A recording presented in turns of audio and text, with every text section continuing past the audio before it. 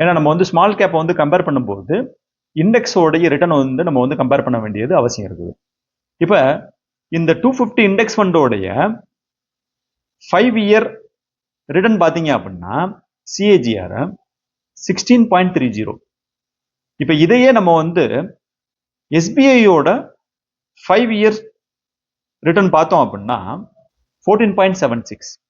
அப்போ 5 இயர் பேசிஸில் வந்து எஸ்பிஐ ஸ்மால் கேப் வந்து இண்டெக்ஸ் ஃபண்ட் ரிட்டர்னை கூட பீட் பண்ணல. அப்ப இண்டெக்ஸ் ஃபண்ட் ரிட்டர்னை கூட வந்து பீட் பண்ணல அப்படின்னா அதனுடைய நம்ம வந்து ஆக்டிவ் மியூச்சுவல் ஃபண்ட்ல எதுக்கு வந்து இன்வெஸ்ட்மெண்ட் பண்ணணும்? தேவையில்லை. நம்ம வந்து இண்டெக்ஸ் ஃபண்ட்ல இன்வெஸ்ட்மெண்ட் பண்ணிடலாம்ல. நம்ம மியூச்சுவல் ஃபண்ட் ஆக்டிவ் மியூச்சுவல் ஃபண்ட்ல இன்வெஸ்ட்மெண்ட் பண்ண வர்ற ரீசனே வந்து ஒரு பர்டிகுலர் ஆல்ஃபா கிடைக்கும், ஒரு பெட்டர் ரிட்டர்ன் கிடைக்கும் இண்டெக்ஸை விட, அதனாலதான் வந்து வர்றோம். ஆனா இப்ப பாத்தீங்க அப்படின்னா எஸ்பிஐ வந்து இண்டெக்ஸ் ஃபண்ட் ரிட்டர்ன் கூட கொடுக்கல. இது வந்து 5 இயர் பேசிஸ்.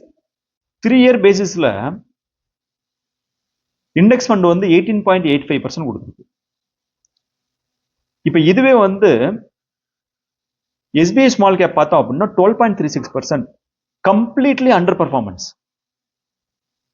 18.3% எங்க இருக்கு, 12.3% இருக்கு.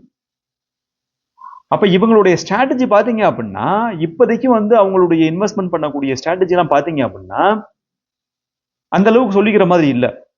இப்ப இந்த 3 இயர் பேசிஸ்ல நீங்க வந்து இதுல ரிட்டர்ன் பண்ணியிருந்தீங்க அப்படின்னா, இதுல இன்வெஸ்ட்மெண்ட் பண்ணியிருந்தீங்க அப்படின்னா, எஸ்பிஐ ஸ்மால் கேப்ல வந்து ஒரு 1 lakh வந்து இன்வெஸ்ட்மெண்ட் பண்ணியிருந்தோம் அப்படின்னா 3 இயர் பேசிஸ்ல வந்து உங்களுடைய இன்னைக்கு வந்து ரிட்டர்ன் வந்து 1,37,758. இப்ப இதையே வந்து சிம்பிள் இண்டெக்ஸ் ஃபண்ட்ல நம்ம போட்டிருந்தோம் அப்படின்னா அதனுடைய ரிட்டர்ன் எவ்வளவு வந்திருக்குன்னு சொல்லி பார்த்தோம் அப்படின்னா 1,60,000. அப்ப ரிட்டர்ன்ல பாத்தீங்க அப்படின்னா index fund versus SBI small cap 3 year பேசிஸ்ல பயங்கரமா அண்டர் பர்ஃபார்மன்ஸ் பண்ணது.